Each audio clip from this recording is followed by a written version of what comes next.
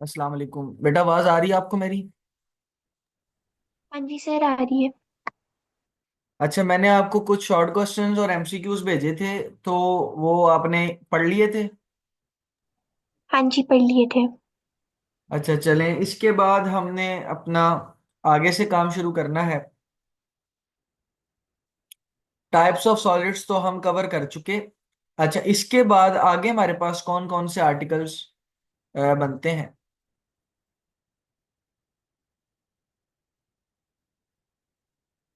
तो हमारे पास यहाँ पर सॉलिड की टाइप्स के बाद जो आर्टिकल है उसका नाम है डीफॉर्मेशन। तो यहां पर अगला आर्टिकल जो बनता है वो बनता है डीफॉर्मेशन। तो सबसे पहले तो हम डीफॉर्मेशन का मतलब देखेंगे कि इसका मतलब क्या है, और उसके बाद फिर हम इसके रिलेटेड जो कॉन्सेप्ट्स आपको पता होने चाहिए, एक एक करके वो सारे कॉन्सेप्ट्स को हम अंडरस्टैंड करेंगे। तो सबसे पहले हम बात करते हैं अबाउट द डीफॉर्मेशन। ये डीफॉर्मेशन क्या होती है? देखिए बेटा, नाम से वाजिया है। डी का मतलब होता है बिगड़ जाना और फॉर्मेशन का मतलब होता है शक्ल। किसी भी चीज की शक्ल का चेंज होना या किसी भी चीज की शेप का चेंज होना, अब उसको डिफॉर्मेशन कहते हैं। तो डिफॉर्मेशन या अक्सर बायोलॉजी में भी टर्म यूज की जाती है, अक्सर केमिस्ट्री में भी टर्म यूज की जाती है कि फलाने मॉलिक्यूल की शेप डिफॉर्म हो गई या उस चीज की शेप खराब हो गई, तो डिफॉर्मेशन उसको कहते हैं। अच्छा, अगर हम सिंपल अल्फाज में देखें ना, फिजिक्स फिजिक्स की लैंग्वेज में, तो बेटा याद रखिएगा, जब भी आप किसी बॉडी पर स्ट्रेस लगाते हैं तो स्ट्रेस लगाने से बॉडी के अंदर एक चेंज पैदा होता है। अच्छा, अब ये जो चेंज है ना, ये चेंज डिफरेंट चीजों में पैदा हो सकता है। जैसे कि ये हो सकता है कि उस बॉडी की लेंथ चेंज हो जाए, तो चेंज इन लेंथ होगा।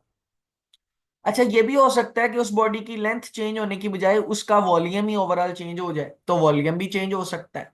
अच्छा, वॉल्यूम चेंज होने के अलावा ऐसा भी हो सकता है कि उस बॉडी की शेप ही बदल जाए कंप्लीटली, शक्ल ही कंप्लीटली बदल जाए। तो इस तरह के चेंज आ सकते हैं, यानी कि डिफॉर्मेशन में चेंज आता है। बेसिकली डिफॉर्मेशन किसका नाम है? चेंज का नाम है। और ये चेंज या तो लेंथ में आता है या वॉल्यूम में आता है या फिर शेप में आता है। अच्छा, अब आता क्यों है ये चेंज? पहली बात तो अब ये याद रखिएगा, बड़ी सिंपल सी बात है।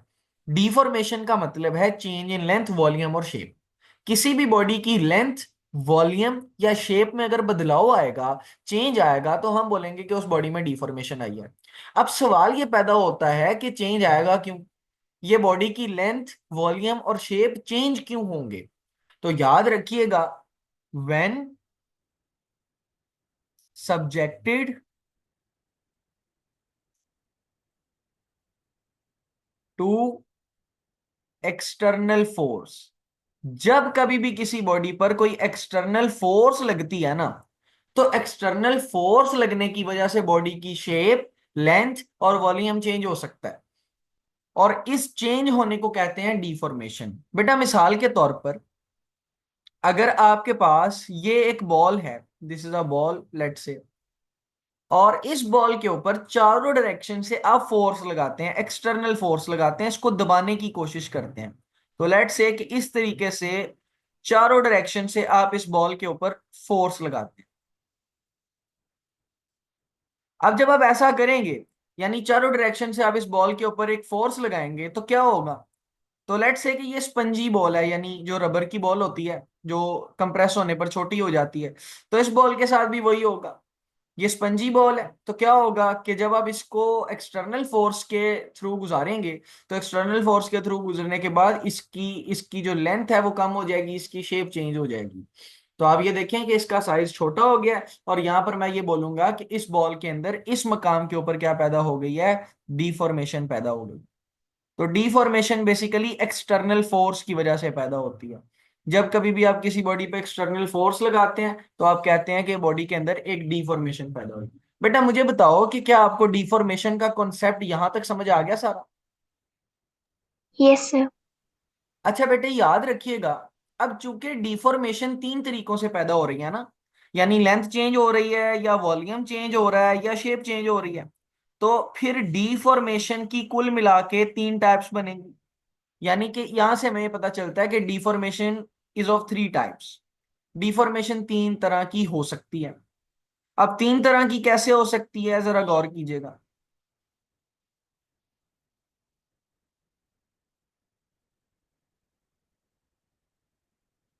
बेटा अगर लेंथ में चेंज आएगा तो एक अलग तरह की डिफॉर्मेशन होगी, अगर वॉल्यूम में चेंज आएगा तो एक अलग तरह की डिफॉर्मेशन होगी, और अगर शेप में चेंज आएगा तो अलग तरह की डिफॉर्मेशन होगी। बेटा याद रखिएगा, अगर लेंथ में चेंज आएगा तो लेंथ में चेंज आने को आप बोलते हैं लीनियर डिफॉर्मेशन। तो जब कभी भी लेंथ चेंज होगी एक्सटर्नल फोर्स लगाने की वजह से, तो आप उसको क्या बोलेंगे, लीनियर डिफॉर्मेशन। अच्छा बेटा बिल्कुल इसी तरह अगर वॉल्यूम में चेंज आएगा तो वॉल्यूम में चेंज को आप क्या बोलेंगे, आप बोलेंगे वॉल्यूम डिफॉर्मेशन। तो जब कभी भी आपके वॉल्यूम में चेंज आएगा एक्सटर्नल फोर्स लगाने की वजह से, तो आप उसका नाम रख देंगे वॉल्यूम डिफॉर्मेशन। अच्छा इसके बाद अगली बात, अगर बॉडी की शेप में चेंज आया तो इसका नाम थोड़ा सा डिफरेंट है, लेकिन याद रखिएगा उसको आप बोलेंगे shear डिफॉर्मेशन। shear deformation. तो जब कभी भी बॉडी की लेंथ में चेंज आएगा तो लीनियर डिफॉर्मेशन, वॉल्यूम में चेंज आएगा तो वॉल्यूम डिफॉर्मेशन, और अगर शेप में चेंज आएगा तो shear डिफॉर्मेशन। तो तीन टाइप की डिफॉर्मेशन बेटे याद रखनी है आपने, ये तीनों नाम याद होने चाहिए और इनकी डेफिनेशन याद होनी चाहिए। डेफिनेशन कैसे याद करेंगे, बहुत सिंपल प्रोसेस है। बस आपने कुछ बातें याद रखनी है, जैसे लीनियर डिफॉर्मेशन का क्या मतलब है। लीनियर डिफॉर्मेशन का मतलब है चेंज इन लेंथ। अगर किसी भी बॉडी की लेंथ में चेंज आ जाए तो आप उसको बोलेंगे लीनियर डिफॉर्म। अच्छा मिसाल के तौर पर अब ये लेंथ में चेंज आएगा कैसे। बेटा लेट्स से कि ये आपके पास एक रबर बैंड है। ये मैंने थोड़ा बड़ा बना दिया, इसको थोड़ा छोटा बनाते हैं। लेट्स से कि ये आपके पास एक अदद रबर बैंड है, और आप इस रबर बैंड के ऊपर एक्सटर्नल फोर्स लगाते हैं बाहर को, यानी एक तरफ से आप इधर को खींचते हैं और एक तरफ से आप इसको इधर को खींचते हैं। जैसे आप रबर बैंड को पकड़ते हैं और ऐसे बाहर की तरफ खींचते हैं ना, पकड़ के ऐसे बाहर की तरफ खींचे, तो जब आप ऐसा करेंगे तो क्या होगा, होगा बेसिकली ये कि ये जो आपका रबर बैंड है ये इलोंगेट हो जाएगा, इसकी लेंथ ज्यादा हो जाएगी। तो आप देखोगे चूंकि यहाँ पर इसकी लेंथ ज्यादा हुई है, इसका क्या मतलब है, इसका मतलब ये है कि यहां पर लीनियर डिफॉर्मेशन हुई है। ठीक है जी, यहां पर लीनियर डिफॉर्मेशन हुई है क्योंकि यहां पर क्या इंक्रीज हुई है, लेंथ चेंज हुई है, लेंथ बेसिकली। तो लीनियर डिफॉर्मेशन हुई है। अच्छा बेटे बिल्कुल इसी तरह अगर वॉल्यूम में चेंज आएगा तो आप उसको बोलेंगे वॉल्यूम डिफॉर्मेशन। किसी भी बॉडी के अगर वॉल्यूम में चेंज आ रहा है तो उसको आप बोलते हैं वॉल्यूम डिफॉर्मेशन। अच्छा अब वॉल्यूम में चेंज कैसे आ सकता है, तो बेटा इमेजिन कीजिएगा कि आपके पास एक क्यूब है। सो लेट्स से कि ये हमारे पास एक अदद क्यूब है, और आप इस क्यूब पर चारों तरफ से स्ट्रेस लगाते हैं, मतलब आप इसको दबाने की कोशिश करते हैं। लेट्स से कि ये कोई रबर से बना हुआ स्पंज है जो कि स्क्वायर की शक्ल में है। तो जब आप इसके ऊपर चारों तरफ से स्ट्रेस लगाएंगे, यानी एक्सटर्नल फोर्स लगाएंगे, बेसिकली ये वाली एक्सटर्नल फोर्स। जब आप बेसिकली इसके ऊपर एक्सटर्नल फोर्स लगाएंगे तो एक्सटर्नल फोर्स लगाने से क्या होगा कि ये छोटा हो जाएगा, इसका साइज कम हो जाएगा, यानी इसके वॉल्यूम में चेंज आएगा। तो कुछ इस तरीके से ये जो स्क्वायर है ये आपको छोटा दिखाई देने लगेगा। तो अब चूंकि ये छोटा हो गया, इसका मतलब है कि यहाँ पर कौन सी डिफॉर्मेशन हुई है, वॉल्यूम डिफॉर्मेशन हुई है, बिकॉज इसका साइज छोटा हो गया। तो याद रखिएगा कि अगर वॉल्यूम में चेंज आएगा तो आप उसको बोलेंगे वॉल्यूम डिफॉर्मेशन, रिमेंबर दिस। अच्छा अब शेप में अगर चेंज आता है किसी बॉडी की तो उसको आप क्या बोलेंगे, आप बोलेंगे shear डिफॉर्मेशन। तो shear डिफॉर्मेशन बड़ी सिंपल है, अगर किसी भी बॉडी की शेप में चेंज आ रहा है, चेंज इन शेप, तो उसको आप बोलेंगे shear डिफॉर्मेशन। ठीक है जी, मिसाल के तौर पर अगर आपके पास एक बॉल है, लेट से कि ये आपके पास एक बॉल है, और आप इस बॉल को दोनों जानिब से कंप्रेस करते हैं। पहले हमने ऊपर वाली बॉल को चारों तरफ से कंप्रेस किया था, इस बॉल को हम दोनों जानिब से कंप्रेस करेंगे कुछ इस तरीके से। तो जब आप इस तरीके से कंप्रेस करेंगे तो ये बॉल दरमियान से धंस जाएगी, कुछ ऐसी हो जाएगी, ऐसे। जब आप इसको साइडों से कंप्रेस करेंगे तो ये बॉल कुछ ऐसी हो जाएगी। तो ये चूंकि इसकी शेप चेंज हुई है, इसको आप क्या बोलते हैं, shear डिफॉर्मेशन बोलते हैं। अच्छा मुझे बताएं बेटा, क्या आपको यहां तक सारी बातें क्लियर है, मतलब डिफॉर्मेशन की तीनों टाइप्स, लीनियर, वॉल्यूम और shear, क्लियर है बेटा। हाँ जी सर। अच्छा, ये तो बड़ी सिंपल सी बातें हैं, ये एमसीक्यूज में आती हैं, या फिर अगर डेफिनेशन आई तो शॉर्ट में आएगी और आप इसको इजीली कर लेंगी, कोई मुश्किल वाली बात नहीं है। अच्छा, इसके बाद जो बड़ा ही इंपॉर्टेंट शॉर्ट क्वेश्चन है वो आपने अच्छा याद भी बहुत जरूरी रखना है। और अभी तक सबसे इंपॉर्टेंट डिफॉर्मेशन की डेफिनेशन के बाद जो चीज है जो आपको याद होनी चाहिए वो है स्ट्रेस, के स्ट्रेस होता क्या है। और ये कॉन्सेप्ट बड़ा इंपॉर्टेंट है, और इसकी भी आगे से तीन ही टाइप्स हैं। जिस तरह लीनियर, वॉल्यूम और शेयर है ना, बिल्कुल इसी तरह स्ट्रेस भी लीनियर, वॉल्यूम और शेयर होता है। तो स्ट्रेस होता क्या है बेसिकली, पहली बात तो ये। बेटा इमेजिन करें कि आपके पास ये एक सरफेस है, दिस इज अ सरफेस, और आप इस सरफेस के ऊपर कोई फोर्स लगाते हैं। लेट से कि आपने इस सरफेस के ऊपर कुछ ये फोर्स लगाई, ये फोर्स है जो आप इस सरफेस पर लगाते हैं। और अगर आप इस सरफेस को खुद देखें तो इस सरफेस का कोई ना कोई एरिया भी होगा। बेटा इस एरिया के ऊपर कितनी फोर्स लगती है कि ये बॉडी डीफॉर्म हो जाए, यानी डीफॉर्मेशन का मतलब तो पढ़ लिया ना, शक्ल का बिगड़ना। तो इस बॉडी के ऊपर कितनी फोर्स लगती है कि ये डीफॉर्म हो जाए, उसको कहते हैं स्ट्रेस। अभी डेफिनेशन लिखूंगा तो बात बिल्कुल क्लियर हो जाएगी। फोर्स पर यूनिट एरिया, यानी किसी भी बॉडी के यूनिट एरिया पे कितनी फोर्स लगती है दैट प्रोड्यूसेस डीफॉर्मेशन, जिसकी वजह से बॉडी के अंदर डीफॉर्मेशन पैदा होती है। तो अब ये बात याद रखिएगा कि स्ट्रेस का मेन मकसद क्या होता है। स्ट्रेस की जिंदगी का क्या मकसद होता है। स्ट्रेस की जिंदगी का मतलब होता है बॉडी में डीफॉर्मेशन पैदा करना। स्ट्रेस हमेशा बॉडी में डिफॉर्मेशन पैदा करता है। और स्ट्रेस होता क्या है, स्ट्रेस होता है फोर्स पर यूनिट एरिया, यानी कितने एरिया के ऊपर कितनी फोर्स लग रही है उसको आप कहते हैं स्ट्रेस। तो लेट्स से कि अगर यहां पर 2 न्यूटन की फोर्स लग रही है और 2 मीटर स्क्वायर का एरिया है, ठीक है, तो मैं कहूंगा कि इसके ऊपर कितना स्ट्रेस है, 2 न्यूटन पर मीटर स्क्वायर। ओके, 2 न्यूटन पर 2 मीटर स्क्वायर, ये इसका स्ट्रेस, यानी इतना इसके ऊपर स्ट्रेस लग रहा है। तो याद रखिएगा कि स्ट्रेस आपके पास क्या है, फोर्स पर यूनिट एरिया। अच्छा, इसका फार्मूला क्या होगा, तो यहां से इसका फार्मूला निकलेगा, यहां से फोर्स पर यूनिट एरिया से। देखो बेटा, स्ट्रेस, स्ट्रेस क्या है, कितनी फोर्स लग रही है और कितने एरिया के ऊपर लग रही है। तो आप स्ट्रेस का फार्मूला कैसे बनाएंगे, आप फोर्स को डिवाइड कर देंगे एरिया से, तो पता चल जाएगा कि कितनी फोर्स लग रही है और कितने एरिया पे लग रही है। बेटा फोर्स को कैपिटल एफ से रिप्रेजेंट करते हैं, एरिया को कैपिटल ए से रिप्रेजेंट करते हैं, तो स्ट्रेस का फार्मूला बन गया। अच्छा, ये याद रखिएगा स्ट्रेस को सिग्मा से रिप्रेजेंट करते हैं, और ये भूलना नहीं है आपने, अक्सर बच्चे भूल जाते हैं। मैं इधर फिर से लिख देता हूं ऊपर टॉप पर कि स्ट्रेस को किससे रिप्रेजेंट करना है, सिग्मा से। तो ये वाला जो साइन है, इस साइन को कहते हैं सिग्मा। मैं फिर एक दफा लिख के दिखा देता हूं ऐसे, this sign is called as sigma. चलें जी, तो स्ट्रेस को आपने सिग्मा से रिप्रेजेंट करना है, स्ट्रेस का फार्मूला आपके सामने मौजूद है। बेटा स्ट्रेस का मकसद अगर एमसीक्यूज में आएगा तो याद रखना क्या बोलोगे आप, डिफॉर्मेशन बोलोगे। अच्छा, यहां से इसका यूनिट भी निकालना है हमने। तो बेटे फोर्स का यूनिट क्या होता है, फोर्स का यूनिट होता है न्यूटन। एरिया का यूनिट क्या होता है, एरिया का यूनिट होता है मीटर स्क्वायर। तो देखो यहां से इसका यूनिट क्या बन जाएगा, न्यूटन पर मीटर स्क्वायर। बेटा न्यूटन पर मीटर स्क्वायर को ही पास्कल कहते हैं। तो यहां से स्ट्रेस के कितने यूनिट आ गए आपके पास, 2 यूनिट आ गए। स्ट्रेस का एक यूनिट है न्यूटन पर मीटर स्क्वायर और दूसरा यूनिट है पास्कल। एमसीक्यूज में याद रखिएगा, एमसीक्यूज में ये बात जरूर याद रखिएगा, this is the unit of stress, stress का यूनिट। अच्छा बेटे, यहां तक बात होगी क्लियर। एट लास्ट स्ट्रेस के वाले से, फिलहाल सिर्फ स्ट्रेस के वाले से ये बात याद रखिएगा कि स्ट्रेस एक अदद स्केलर क्वांटिटी है।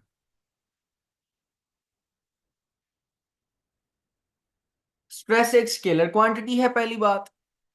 दूसरी बात ये कि ये एक डिराइव्ड क्वांटिटी है। ये दोनों बातें एमसीक्यूज में आती हैं इसलिए लिखवा रहा हूं। स्ट्रेस एक स्केलर क्वांटिटी है और स्ट्रेस एक डिराइव क्वांटिटी है, दोनों एंट्री टेस्ट में भी आती हैं, एफएससी में भी आती हैं। स्ट्रेस एक स्केलर क्वांटिटी है, क्यों, क्योंकि इसकी कोई डायरेक्शन नहीं होती। दूसरी बात, ये डिराइव्ड क्वांटिटी है। ठीक है जी, डिराइव क्वांटिटी का मतलब है कि बेस नहीं है, डिराइव्ड है।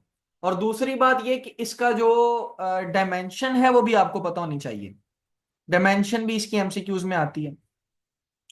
तो डायमेंशन कैसे निकलेगी, यूनिट है न्यूटन पर मीटर स्क्वायर, तो यहां से इसकी हम डायमेंशन निकाल लें, न्यूटन पर मीटर स्क्वायर।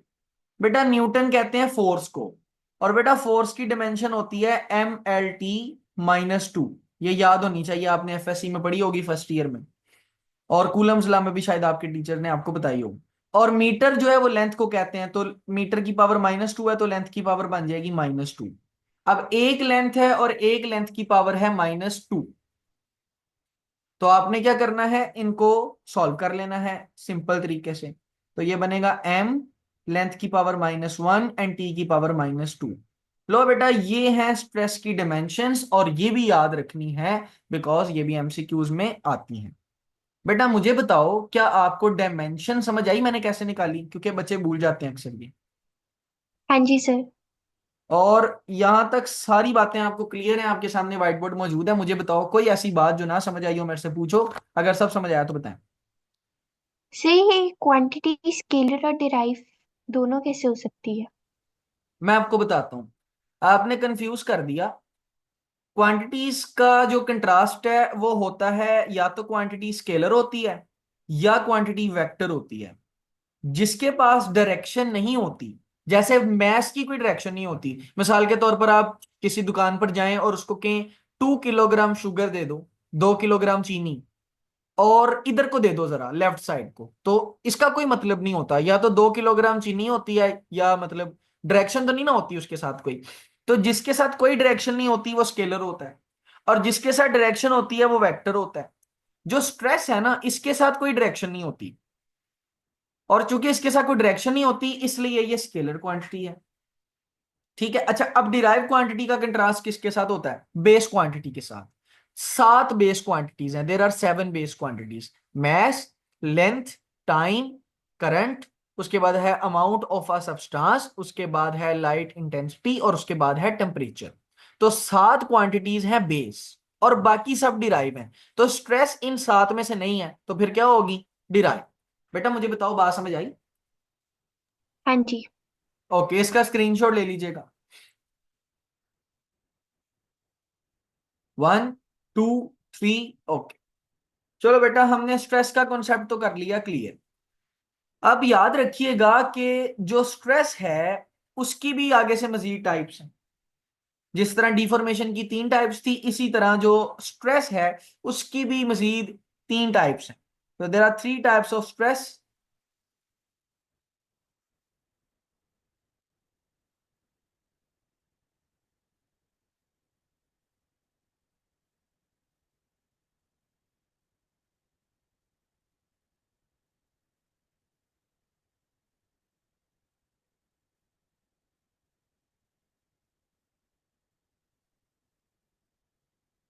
तो बेटा वो जो स्ट्रेस की 3 टाइप्स हैं वो कौन कौन सी हैं, तीनों के नाम पता होने चाहिए। बेटा या तो स्ट्रेस की वजह से लेंथ में चेंज आएगा, या तो स्ट्रेस की वजह से शेप में चेंज आएगा, या तो स्ट्रेस की वजह से वॉल्यूम में चेंज आएगा। तो इस बेस पर हमने स्ट्रेस की बना ली है 3 टाइप्स। तो याद रखिएगा, इनके नाम जरूर याद रखने हैं आप। स्ट्रेस की बेटा 3 टाइप्स हैं, कौन कौन सी टाइप्स हैं। बेटा एक होता है लीनियर स्ट्रेस, और अब आपको नाम से ही अंदाजा हो जाएगा कि जब कभी भी कोई स्ट्रेस लेंथ की डिफॉर्मेशन पैदा करेगा, मतलब लीनियर डिफॉर्मेशन पैदा करेगा, तो वो लीनियर स्ट्रेस होगा। और दूसरी तरह का स्ट्रेस होता है वॉल्यूम स्ट्रेस, मतलब जब कभी भी कोई स्ट्रेस वॉल्यूम को चेंज करेगा तो वो वॉल्यूमेट्रिक स्ट्रेस होगा। और तीसरा स्ट्रेस होता है शियर स्ट्रेस, यानी कि जब कभी भी कोई स्ट्रेस शेप को बदलेगा तो वो शियर स्ट्रेस कहलाएगा। सबसे पहली बात हम करते हैं लीनियर स्ट्रेस के वाले से। बेटा लीनियर स्ट्रेस क्या है, a stress that changes length.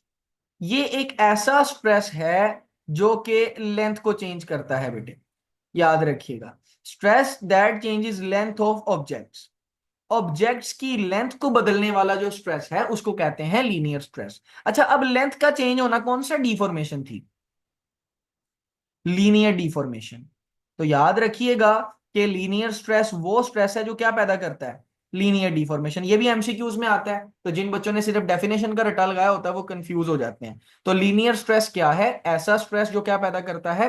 Linear deformation पैदा करता है। अच्छा, दूसरी बात कि अगर आप वॉल्यूम स्ट्रेस की बात करें तो वॉल्यूम स्ट्रेस क्या है? बड़ी सिंपल सी बात है। Volume stress is a stress that changes volume.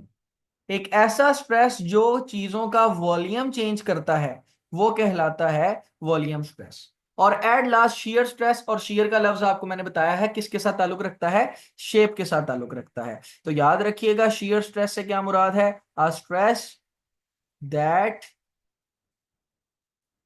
Changes shape of object. तो किसी भी ऑब्जेक्ट की अगर शेप चेंज हो रही है तो वहां पर कौन सा स्ट्रेस लगता है? Shear stress. अच्छा, इसका मतलब है कि वॉल्यूम स्ट्रेस कौन सी डिफॉर्मेशन देता है? तो बड़ी सिंपल सी बात है, ये वॉल्यूम डिफॉर्मेशन देता है। ये भी एमसीक्यूज में याद रखिएगा, शॉर्ट में भी।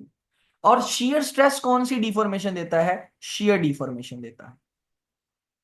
अच्छा, यहां पर बच्चे अक्सर ना स्ट्रेस और डिफॉर्मेशन को सेम समझ लेते हैं, हालांकि मैंने भी आपको फर्क बताया दोनों में कि स्ट्रेस में और डिफॉर्मेशन में क्या फर्क है। तो यहां पर जो डिफॉर्मेशन है वो चेंज को कहते हैं, और स्ट्रेस कहते हैं फोर्स पर यूनिट एरिया को। यानी किसी खास एरिया पर कितनी फोर्स लग रही है वो कौन बताएगा? स्ट्रेस बताएगा। और उसमें चेंज कितना पैदा हो रहा है वो कौन बताएगा? वो डिफॉर्मेशन बताएगा। तो बेटा याद रखिएगा, तीन तरह का स्ट्रेस है। लीनियर स्ट्रेस, लीनियर स्ट्रेस का ताल्लुक किसके साथ है? लेंथ के साथ। जब भी बॉडी की लेंथ बदलेगी तो लीनियर स्ट्रेस होगा। अच्छा, फिर और कौन सी तरह का स्ट्रेस है? There is volume stress. Volume stress का ताल्लुक किसके साथ है? बेटा वॉल्यूम स्ट्रेस का ताल्लुक वॉल्यूम के साथ है। और आपके पास कौन सा है जी? शेयर स्ट्रेस है। और शेयर स्ट्रेस का ताल्लुक बेटे किसके साथ है? शेप के साथ है। बेटा मुझे बताओ, क्या आपको ये सारी बातें समझ आ गई? Yes sir. अच्छा, अब यहां पर एक और बात आपने याद रखनी है। लीनियर स्ट्रेस भी दो तरह का होता है आगे से। जिस तरह हमने स्ट्रेस की तीन टाइप्स बयान की है ना, बिल्कुल इसी तरह लीनियर स्ट्रेस जो है वो आगे से दो तरह का होता है। बेटे लीनियर स्ट्रेस की एक टाइप है टेंसाइल स्ट्रेस। ये लीनियर स्ट्रेस की टाइप्स बता रहा हूं मैं। और दूसरी जो लीनियर स्ट्रेस की टाइप है वो है कंप्रेसिव स्ट्रेस। तो कुल मिला के दो टाइप्स होती हैं लीनियर स्ट्रेस की भी, और ये भी आपने याद रखनी है।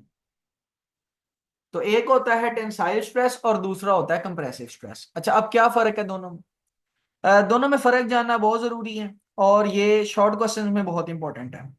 तो टेंसाइल स्ट्रेस बेटा क्या है? बेटा देखो, लीनियर स्ट्रेस क्या चेंज करता है? लेंथ को चेंज करता है।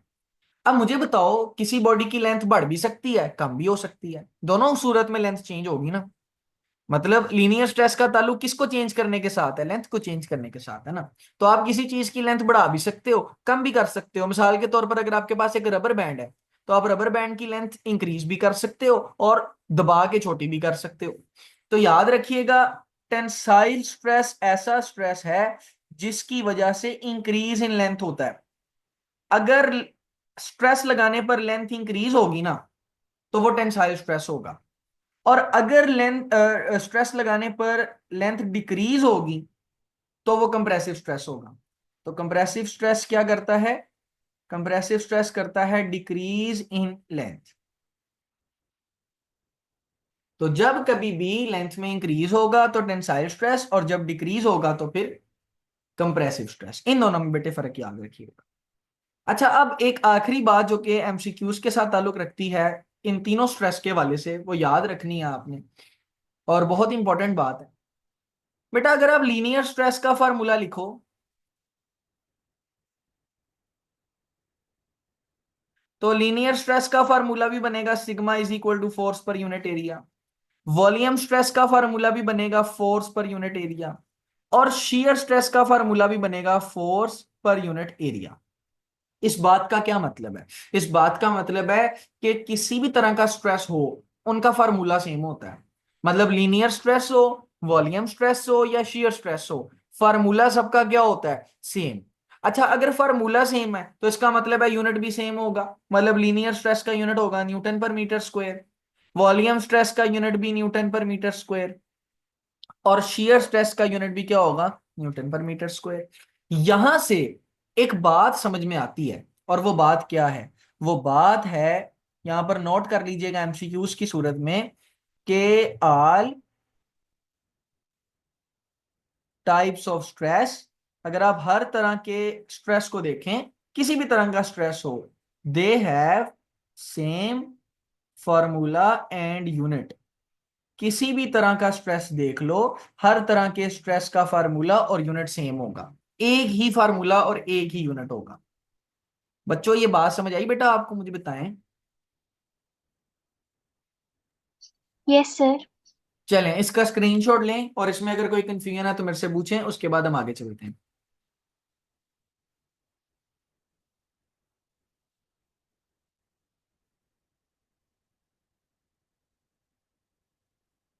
चलें, 1 2 3, ओके।